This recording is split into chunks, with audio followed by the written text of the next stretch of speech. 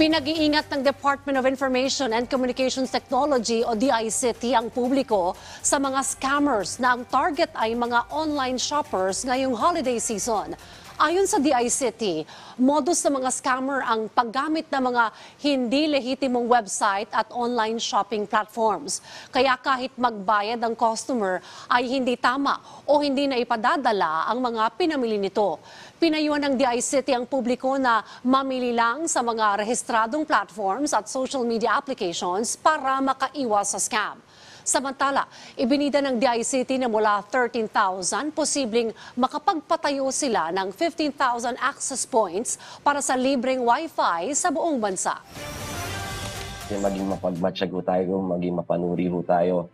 Only go to the, kasi marami ho ngayon sa mga social media sites natin, may mga links ho, may mga paid advertisements that would lead you to sites, akala mo shopping platform,